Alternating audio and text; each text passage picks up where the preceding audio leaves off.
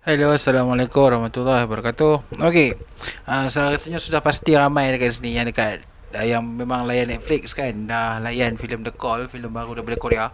Okey, baiklah, ni bukan review, ni sekadar sebuah video untuk aku bagi pendapat lah tentang ending filem ni yang memang nampak sikit ada yang kata mengecewakan sebab dia mengelirukan, tapi ada yang katakan benda tu macam mind bending kan. Okay, aku just tak nak bercakap pasal parallel universe apa semua ni. Aku just nak explain balik empat post credit yang dekat dalam filem ni. Okay, lepas ending itu kan, kalau kita tengok dia ada empat post credit diselang-seli dengan, tak silap aku tu ialah nama-nama pelakon lah kot, sebab dia tak tulis subtitle. So I guess itu adalah nama-nama pelakon lah. So ada empat post credit, dan empat-empat ni sebenarnya dia bukan sekadar untuk benda-benda yang macam nak mengelirukan anda semua pun. Taklah pun. Dia just ada yang dia saja bubuh, ada yang tak. Tetapi setiap tu aku rasanya memang ada dia punya penyampaian lah, dia punya reason kenapa. Okay, video ni akan menjelaskan empat post credit tu. Okay, dan apa kaitannya dengan filem. Macam biasa, walaupun ni bukan review aku akan buat video lain. Video ni akan mempunyai spoiler yang bersepah. Okay, sebab post credit ni kalau tak tengok lagi memang akan mengganggu lah kan. Jadi aku akan mulakan post credit explanation for the first time ever aku buat dalam bentuk video. Selalunya aku buat dekat dalam bentuk karangannya kan, tapi sekarang ni aku buat dalam bentuk video. Okay, kita akan mulakan sekarang.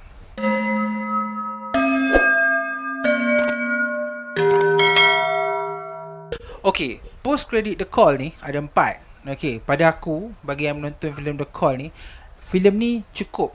Takat ending tu di mana si watak hero kita ni pergi ke keluar daripada kubur tu bersama dengan mak dia, itu adalah ending dia. Okay, cukup.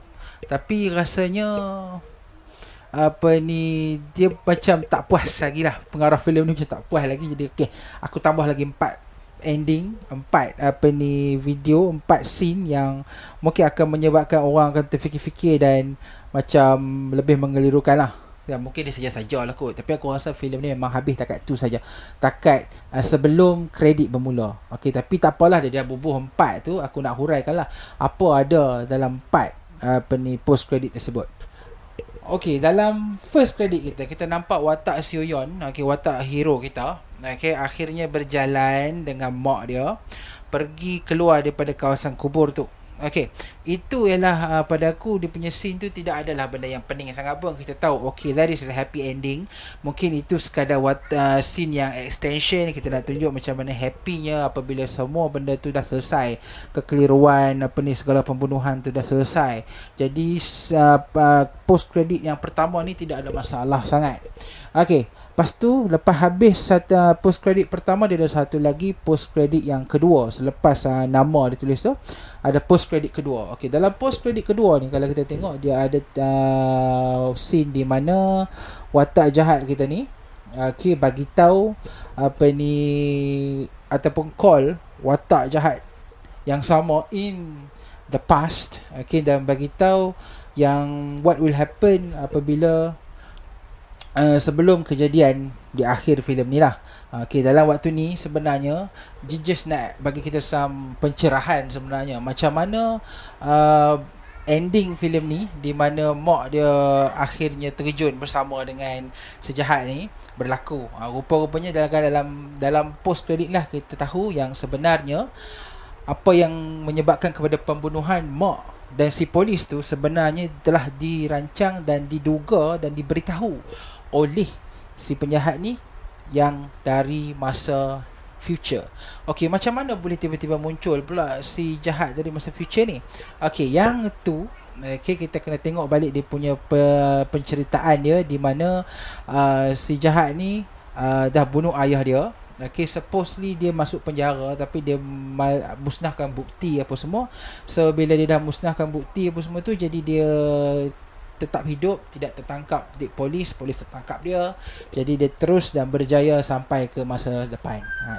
Itu yang menyebabkan scene kedua tu, post credit kedua tu, just nak explain bahawa ending tu sebenarnya perbuatan pembunuhan ibu dan juga polis tu sebenarnya dah dirancang dan diberitahu oleh the future orang jahat tu. Itu saja.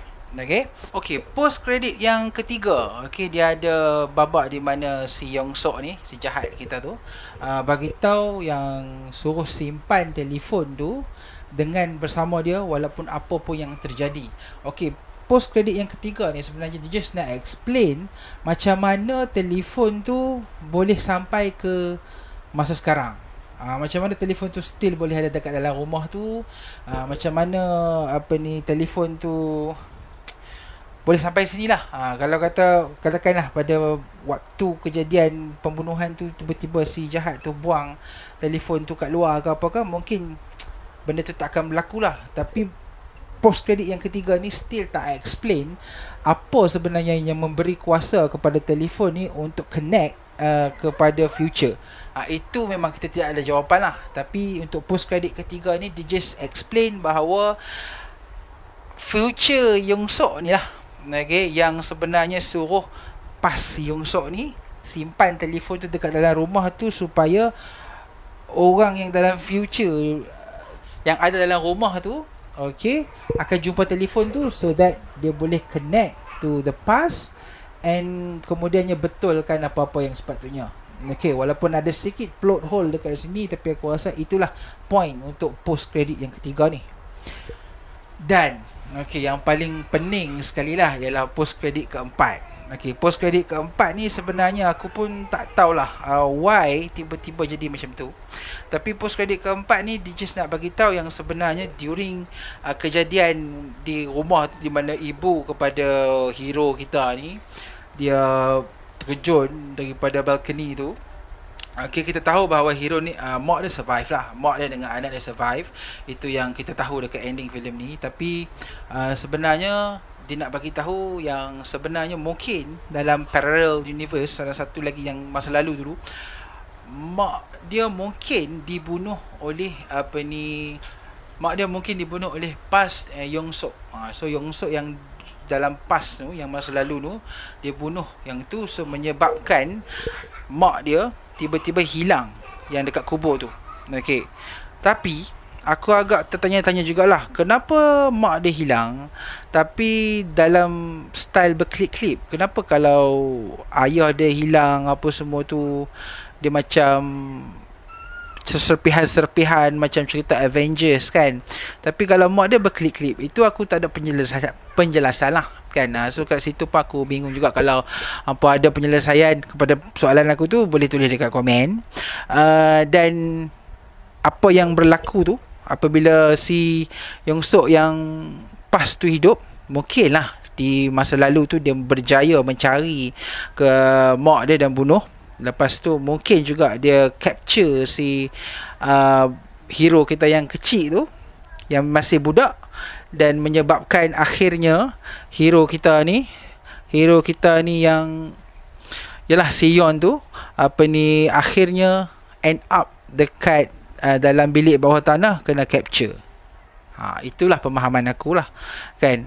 So rasanya yang the past Yang Sok tu dia berjaya buat ataupun cari balik mak dia dan hapuskan. So menyebabkan mak dia in the present ni hilang, dan kemudiannya timeline tu kecamuk lagi, dan itulah yang menyebabkan akhirnya si Seoyeon ni berada di atas kerusi di bilik bawah tanah rumah dia. Itulah sekadar penjelasan aku lah. Aku pun ada jugalah beberapa plot hole yang aku tak faham, tapi itu adalah penjelasan aku lah. Just nak remind lah kan, kalau siapa yang nak tonton filem ni, aku rasa kalau tak nak pening-pening kepala, better tutup dekat scene mak dia senyum, scene Seoyeon tu senyum, lepas tu kredit, habis dekat tu. Yang the rest tu kalau hampa tengok nanti dia akan pening kepala lah kan. Aku pun duk cuba untuk try to explain, tapi inilah yang aku berjaya come out. Mungkin teori-teori aku ni tak berapa nak sampai, tak berapa nak bagus. Kalau kata ada teori-teori hampa semua dekat bawah tu, tulis dekat bawah ni, kita akan boleh bincang sama-sama lah. So review The Call nanti dalam video akan datang. Ini just sekadar video ringkas untuk pasal ni lah, pasal explaining pasal 4 post credit yang ada dalam filem ni. So itu saja, kita jumpa lagi dalam video akan datang. Assalamualaikum.